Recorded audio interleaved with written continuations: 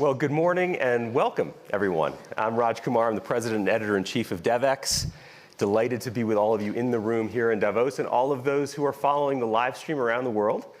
It's great to be with you for one of the sessions I think is most important in these meetings. This is my 10th year coming to these annual meetings in Davos, and every year there's more and more focus and energy around the humanitarian agenda, around development issues, and that is great to see.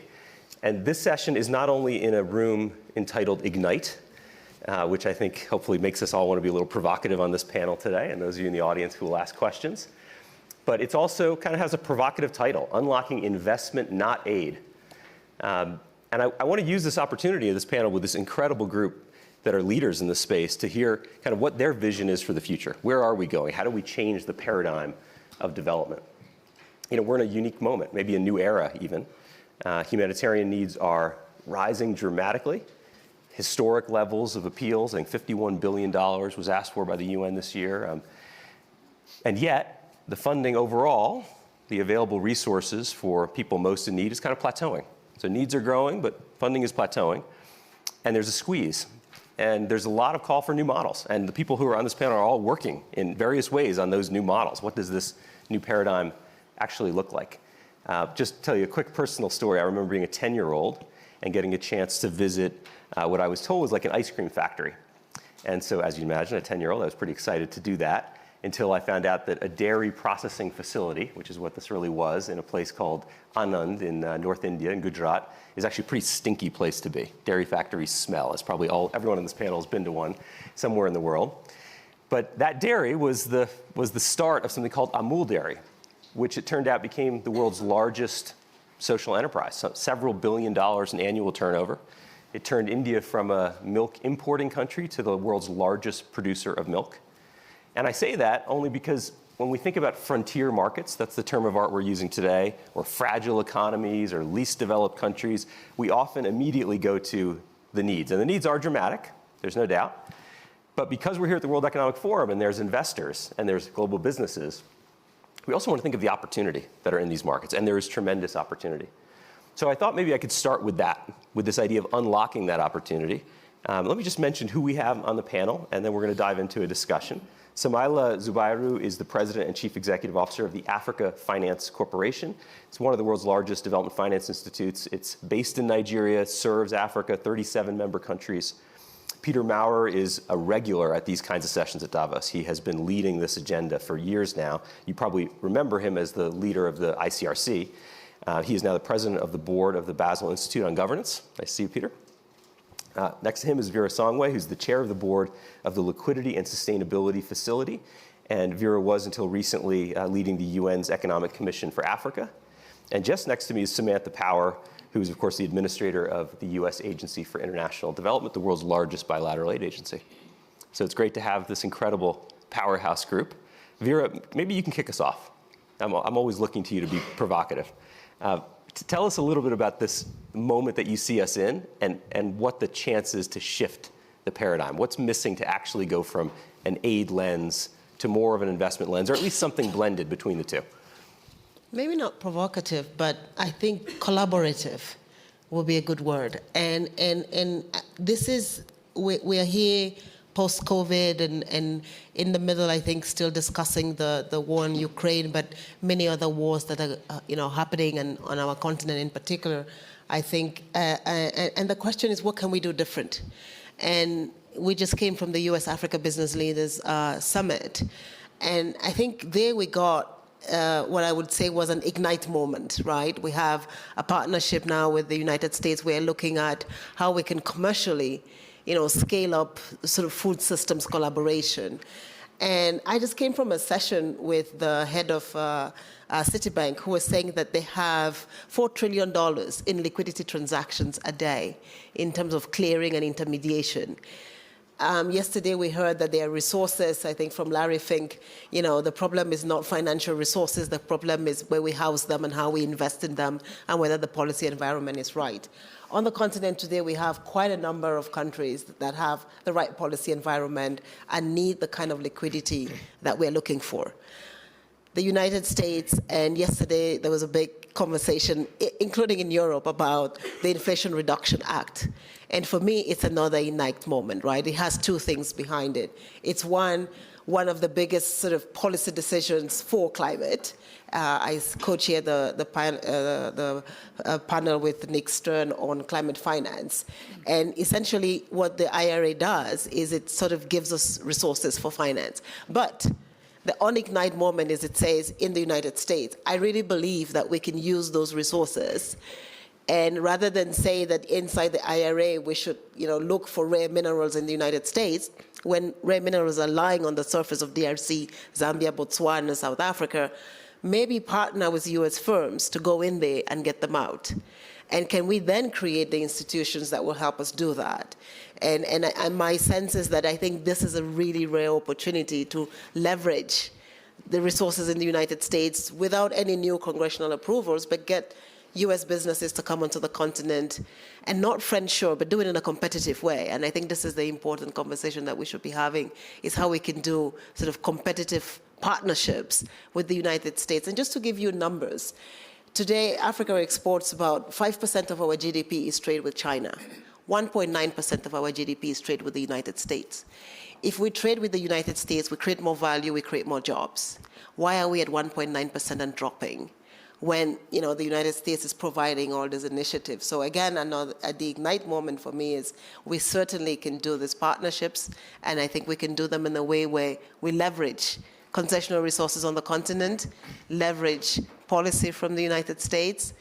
And with the food crisis, we can be, using your analogy, we can be the breadbasket. All of Southern Africa can produce wheat. We can produce it in a sustainable way. We will reduce supply chains, because then it would just be South Africa sending to Egypt and not Ukraine sending to Egypt, and a much, much better place. I hope that we can talk about that and see how clearly the policy environment in many countries on the continent is ripe, and we can do it. Is that true, Samaila? Do you feel like the policy environment is right, the countries are ready, the entrepreneurs are there, and the funding is as well there, but maybe on the sidelines? It's in places like London, it's in the big international financial institutions. What's missing to unlock this investment? So a couple of things. The first thing is that, the policy environment is definitely right, and investments are happening. We have found in countries where some structural transformation is going on. We have a lot of import substitution projects that are going on. We have a lot of value additive projects that are going on. And the challenge remains capital, and scaling. That really is to the point that she was raising. We keep hearing this notion that there's so much capital in the world, it's looking for destination, and we have so much requirements in Africa. So for example, we are focused on infrastructure. We're focused on building infrastructure that will enable industrialization to take place in Africa. Essentially, we're focused on how can we get African economies to be different, to not need aid. We want African economies to be more productive. We have a lot of resources on the continent, but what are we doing? We're just exporting raw materials, and we're exporting all the jobs that go with processing those materials. So it's capital to do that that's required. And we have found models that help manage this risk perception that prevents capital from flowing into Africa. What we have done is we've tried to create special economic zones, whereby within an oasis or within an ecosystem, you can create your own rules and regulation, get all the regulatory approvals and all the permitting to take place within that zone.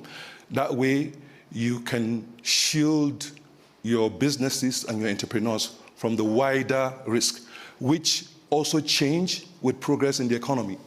It changes once GDP grows. So we have several examples of that.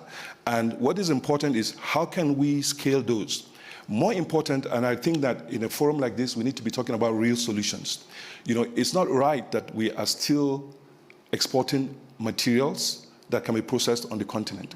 It's not right that we're still exporting jobs, out of the continent when they can all be built in the continent. We have an investment in Gabon. It produces an output that goes 3,000 miles to China. From there, it goes another 400 miles to a processing plant. And what happens there? Just baking and crushing. That's all that happens there. What's the product? It's It's manganese. Manganese, that's the battery mineral. Manganese, okay. That's the battery mineral. Yeah, you can Now, look at these value chains across many products and see exactly that, this really circuitous route around the world. And I make that example because it links to the need for jobs in Africa.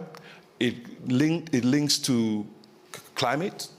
It links to emissions reduction. It links to reduction of immigration out of Africa as well. You know, because if you have Africans engaged in Africa, they will not need to immigrate. You know, they will not need to immigrate. So the environment is right for us to have more investments in Africa. And what we should be looking at, since we're talking about aid and not investment, is how can we repurpose aid? How can we make aid available for first loss guarantees, first loss insurance? You know, how can we make that happen? You know, because if we put $1 billion in investment as opposed to aid, and we do it through the right channels, you can leverage that up to 16 times. So instead of having aid of $1 billion, you can have investments of $16 billion if we do it right. And we also know that aid also comes with significant admin costs and overheads. So even if you say you're spending $1 billion, you're not going to get $1 billion. You're probably going to get 200 or 300 million going into the actual purpose for that you're supposed to serve.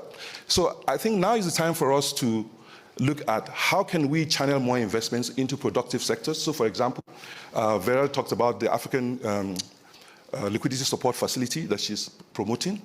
I mean, what can we do for first loss insurance there? What can we do for first loss guarantees there that will enable other programs to take place? We make investments in projects.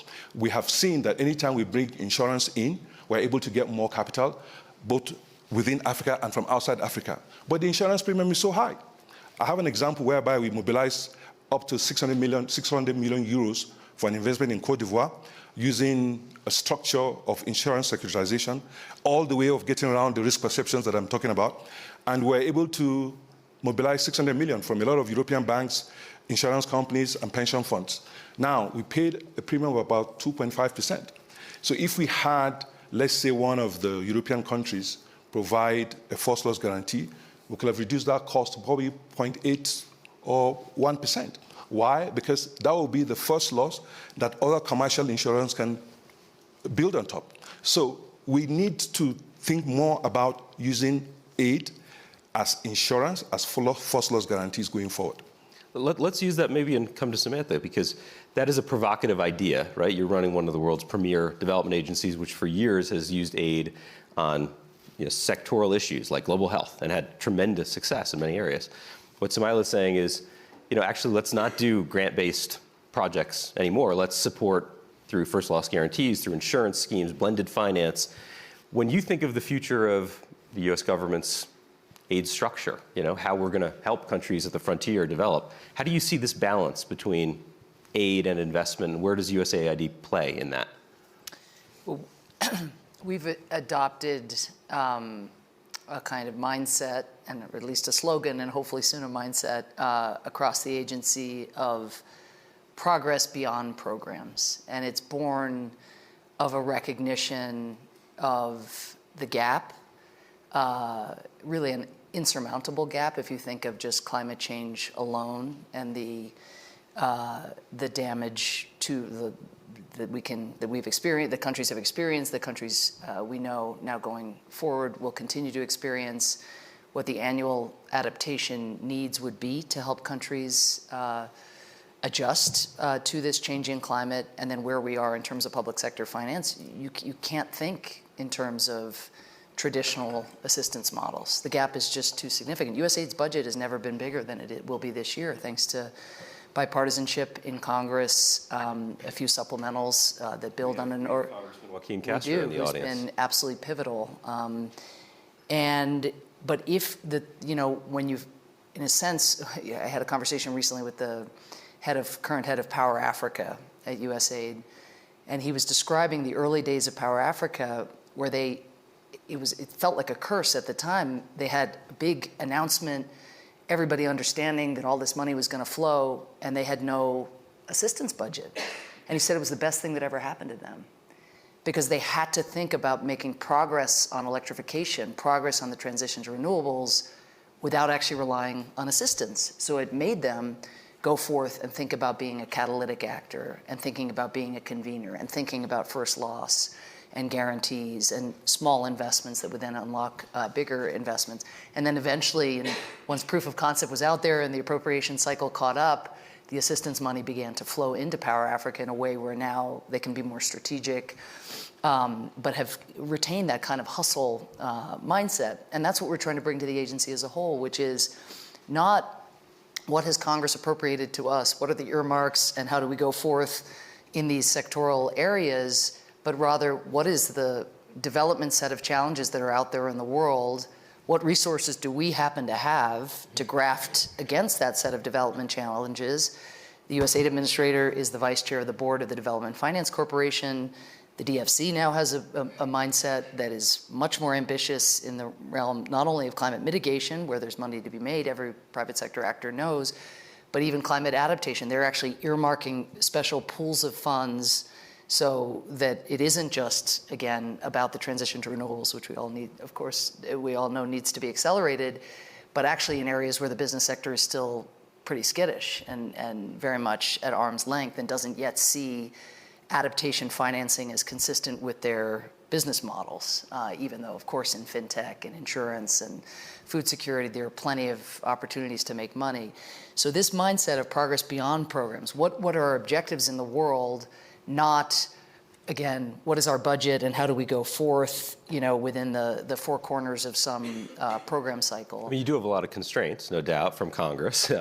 You have earmarks, you've got places, countries. As was just said, every dollar needs to be worth more than the dollar itself. Not just because of the overhead point and the paperwork burdens and the barriers to entry to work with USAID. All of that, I think, this is a very fair critique. And working with Congressman Castro and others, we're really trying to make the agency more fit for purpose, embrace targets of working with far more local organizations than we have in the past. We're massively overweighted toward working with large international organizations or with US-based contractors and so forth. So we're trying to change that by bringing down the barriers to entry, by reaching out beyond the traditional, kind of aid industrial complex, as it's referred to.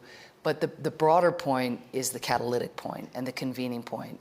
When I was in the Obama administration, I was UN ambassador. I had no budget.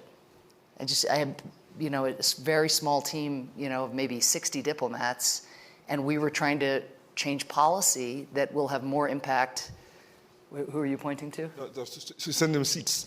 Oh, Come on in, Jerry. Come on in.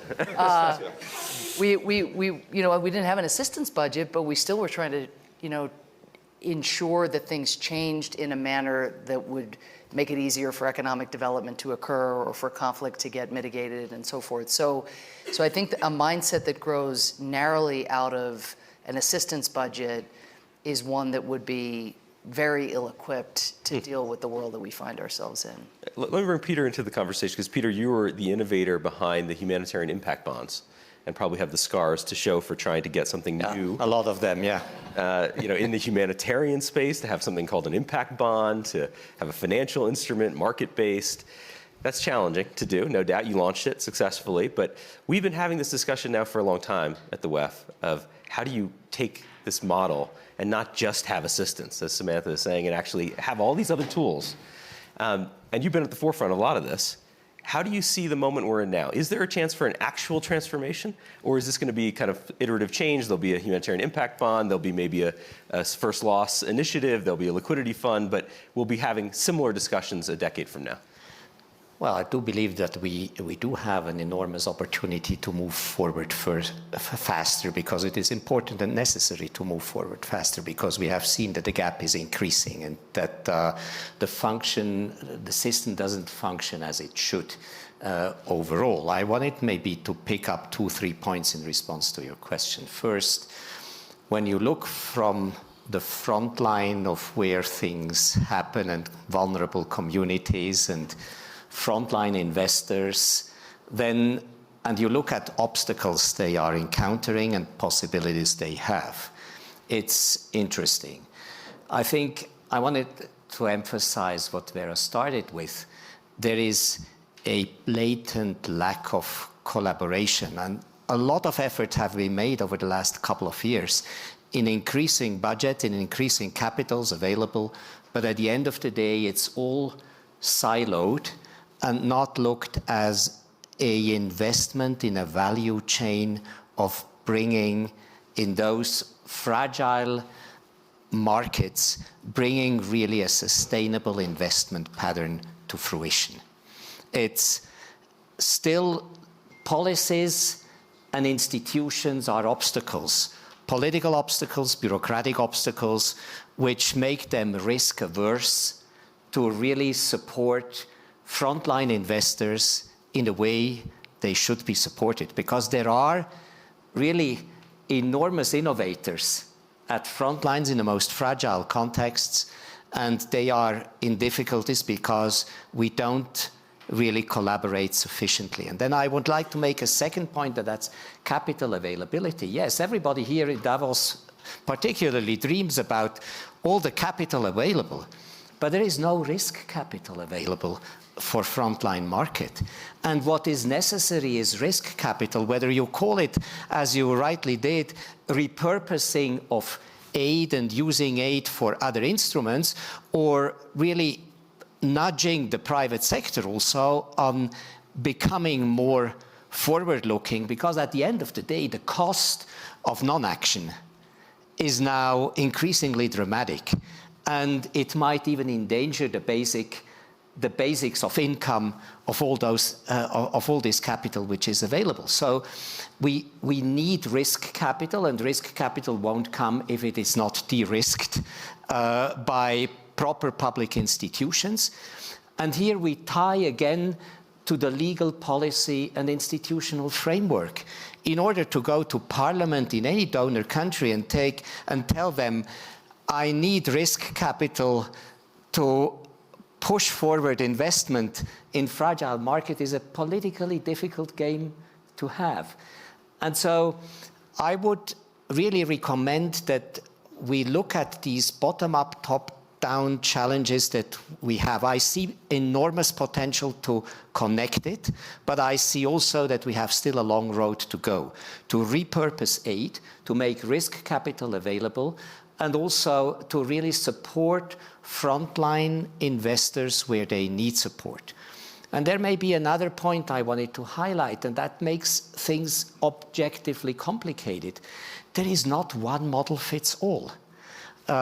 If we look from the needs at frontline, you need to have flexible instruments so that you can react and support the best ones and the frontline investors. And it doesn't look the same in Jordan or in Central African Republic or in Afghanistan or in Mozambique. The realities are different, but in each of those countries we see an enormous potential.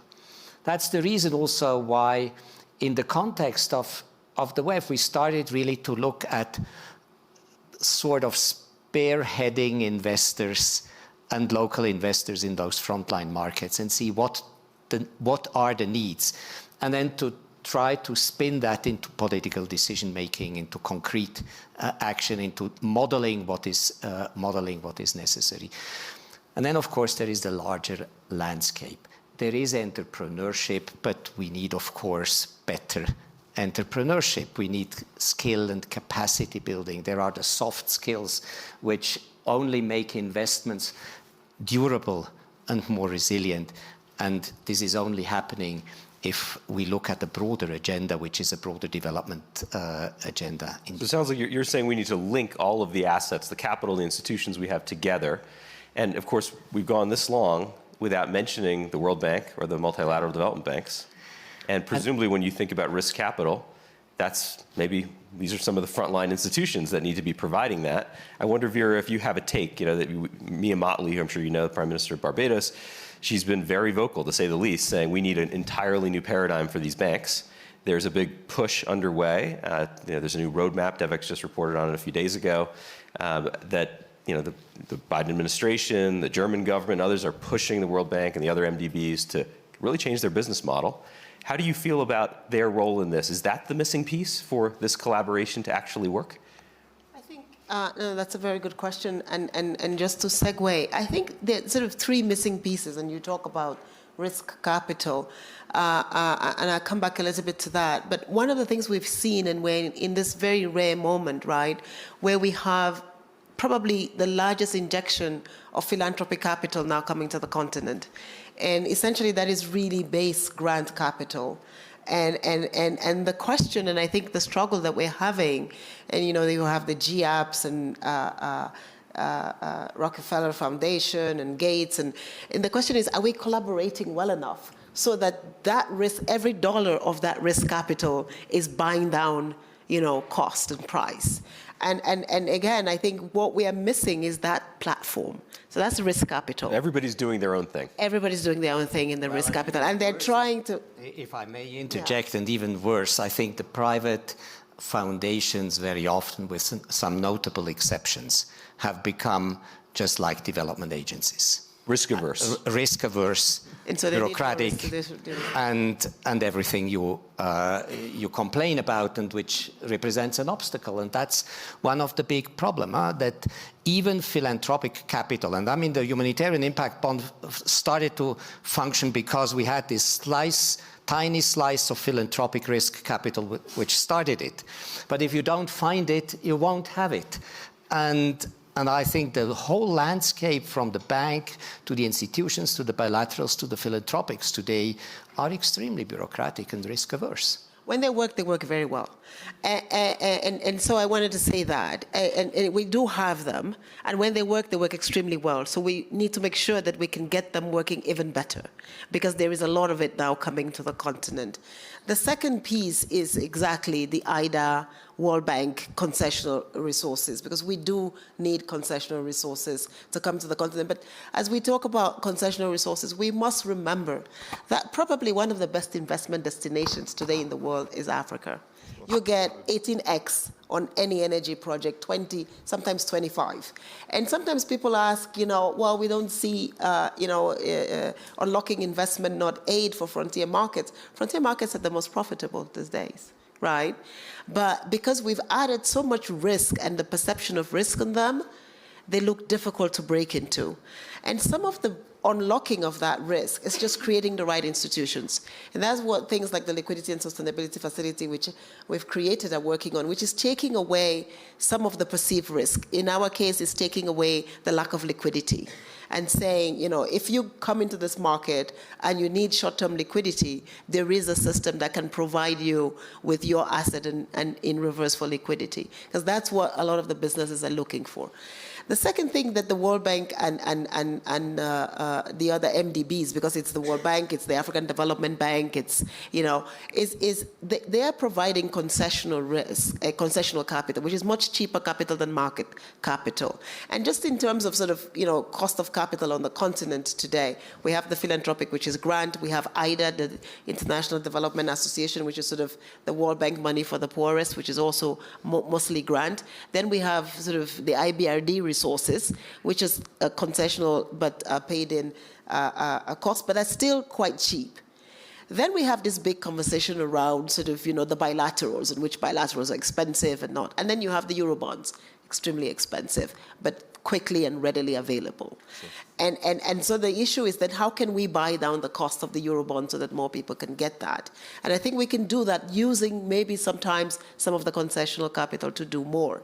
So it's this idea of de-risking. This is the de-risking idea. But when you think about it a little bit and you look at it, if you look at the big sort of business people on our continent today, and we're talking about the lack of fertilizer, but we have Morocco, we have South Africa, we have Egypt, we have Tanzania, Nigeria, of course, huge producers, of fertilizer.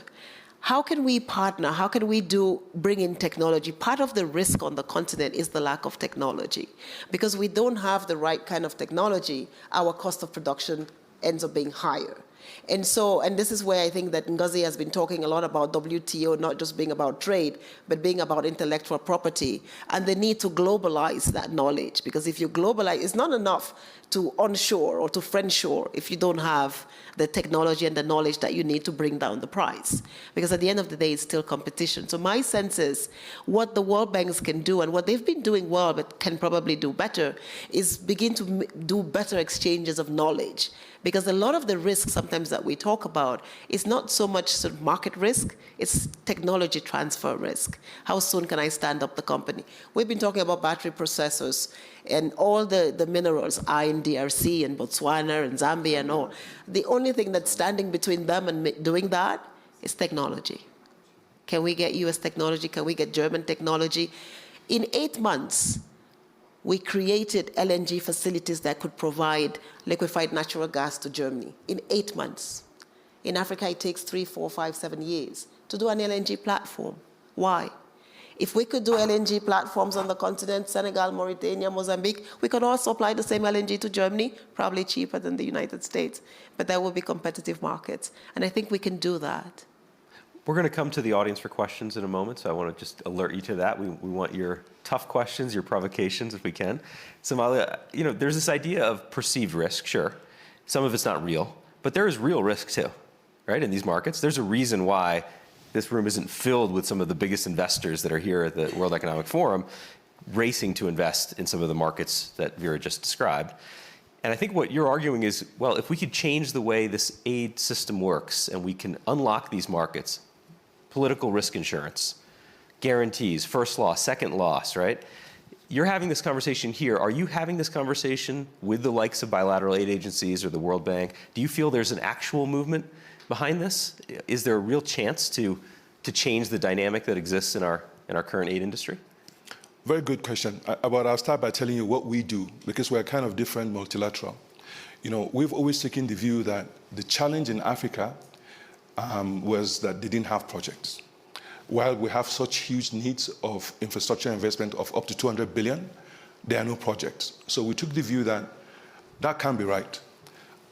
What we need to do different is to de-risk these opportunities, convert them into projects, and then put in our own capital and mobilize capital from other partners. And we've done that successfully for the last several years. So our approach is not to give a client or government a checklist of these are our conditions. We say, okay, this is the checklist of what it takes to make a credible, sustainable investment. What have you done? What are we going to do together? And we work together, make our own investments to accomplish those objectives.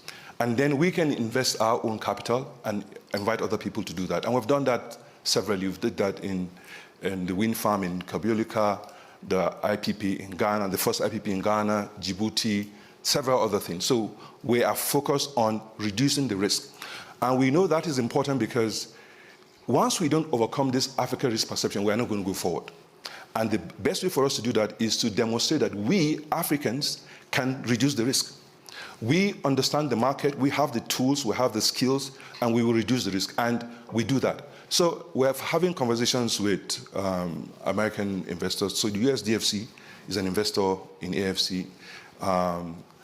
DEG is an investor in AFC. China Exim is an investor. They give us funds, but these are all debt funds, and they all come with their price. What we need to do more of what we can do is risk capital. Equity capital is what we need. We get our money from the Euro bonds as well. Why? Because in Africa, we don't have sufficient capital to provide that large-scale concessional funding. We have some from the equity that African states provide and African investors provided, but we layer that on with funds from the Euro bonds and bilateral loans. So while our cost is cheaper than most in Africa, it is still expensive compared to what you get in other parts of the world. So for us is how can we continue conversations, with the likes of USAID and other partners around the world to get more done on the continent. Because we take the view that every country in Africa is different, the risk is different, and you must approach it from the particular risks that are in that country. And the only way to do that is to be on the ground, engage with the government, engage with the parties, and work towards solutions. I want to turn to you, Smith, because I'm curious, one of the biggest initiatives you're known for that you're pushing hard behind is this idea of localization. And people use different terms for it, but getting more of that development assistance model to be rooted locally in the countries and communities where we're sharing power, they have more decision-making authority, et cetera. How does that, for you, connect to this conversation?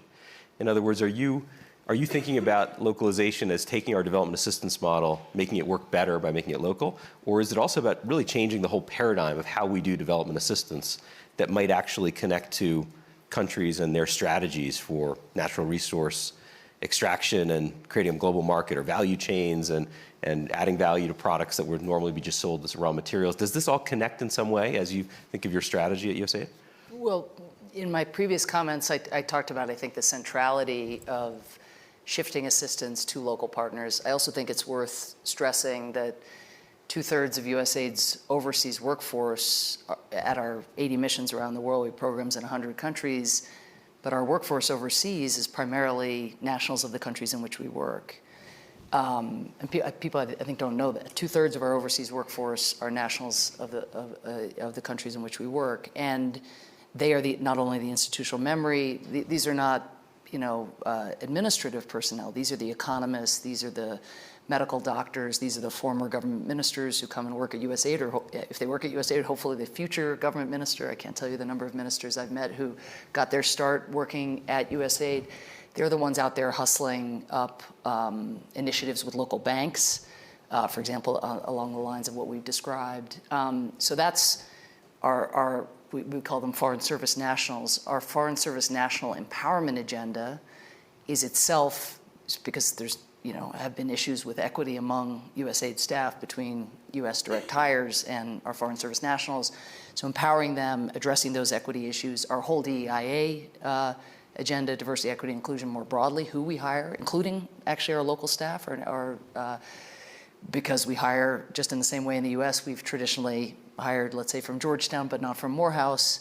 So too, in the countries in which we work, our local staff often come from the same communities, maybe the same ethnic groups, the same traditions. So we need more diversity across the board and more reach. Then we need, as I said earlier, to shift the financing, which is what you're alluding to, and that is going to entail, in the short term, plussing up, actually, USAID staff so as to be able to work in partnership with local organizations so they can compete. It can look like a level playing field, but fundamentally, if you don't have a team of lawyers and accountants as part of a local organization, how do you compete for a USAID grant or contract? But this spirit of giving power and ownership back to the communities in which we work, the power to lead on what the priorities are, the power to lead on evaluation and iteration, that's the essence of what we need to do. If I may, though, just pick up on the comments that were made previously, because I think I don't want anybody to leave thinking that there's not a role for pure grant financing or concessional financing or, and even the progress beyond programs. Our programs are often godsends and are foundational. So I just want to get that very much on the record. But to give a few examples, I think, of how, when this works, how well it can work. At the World Economic Forum, well before my time, something called the Global Alliance for Trade Facilitation was created.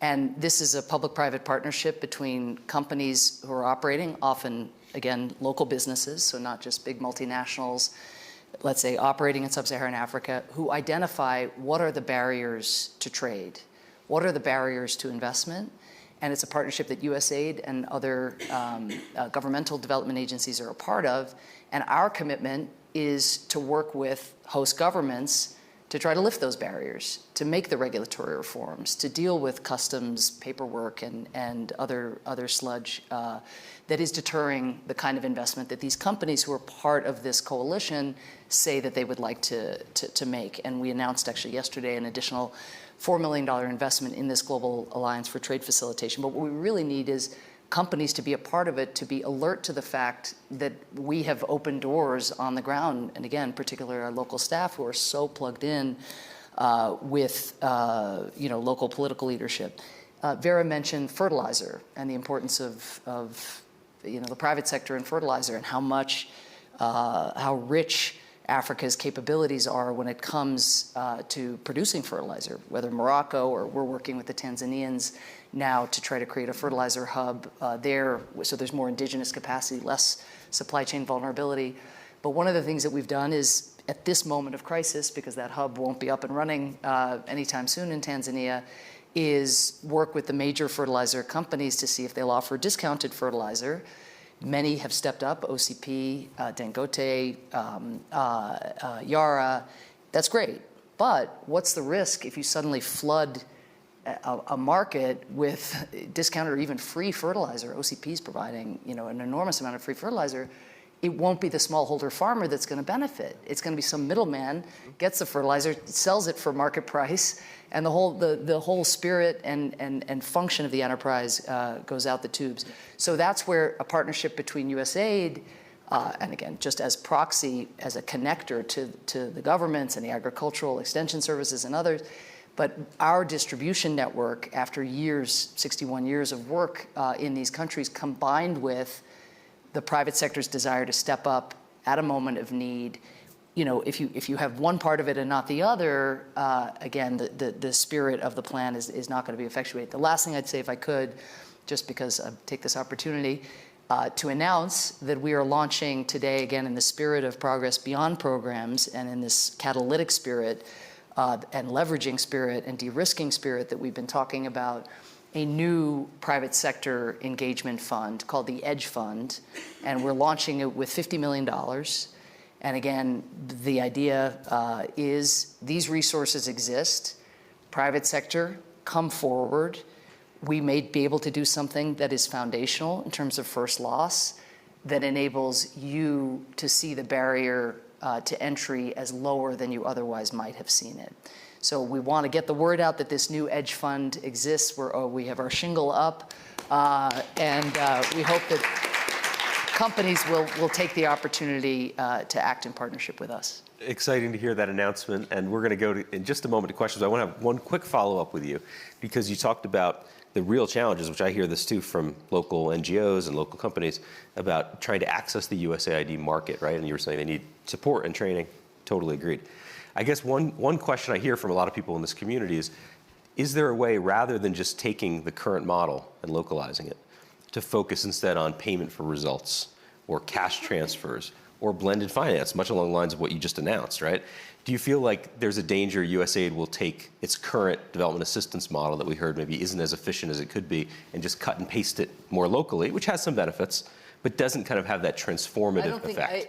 I don't think that's what's happening. I mean, I think, for example, especially given the ongoing polarization around the existential threat of our time, climate change, domestically in the US, we don't have an option as an agency of being the climate agency that we need to be, where climate permeates all of our programming through appropriations. Like, we have blended finance or nothing. We're not going to be able to we'll just never have grant our way to. I mean, it's not enough. Sounds like we might just come up short. Like we're not right, even, right. And that's not. And we wouldn't, even if we had perfect harmony across our political spectrum on climate change, because of the gravity of what is walloping so many countries, developing and developed alike, but the developing being with far greater vulnerability to start. So is there a danger that it will take, and is taking, time to turn the enormous aircraft carrier that is a large earmarked development agency with a lot of paperwork requirements to avoid fraud, waste, and abuse? Is it going to be hard to become the nimble, fit-for-purpose tool in the toolkit that we need it to be? Of course it's going to be hard. Is it going to happen as quickly as the real world demands it? No, it's not going to happen as quickly. But, that is the animating mission of the USAID staff, is to ensure that transition occurs, because they are living the gaps every day. They are living the need to even have the expertise to know how to get the DFC in the conversation. We're just setting up trying to set up a new office of the chief economist to bring in far more macroeconomic expertise to be able to work with the MDBs and the IFEs, again, in this spirit of collaboration and partnership. So we're making the structural changes. The support we get on Capitol Hill to do so will accelerate the pace at which we'll be able to be the fit-for-purpose agency we know USAID needs to be.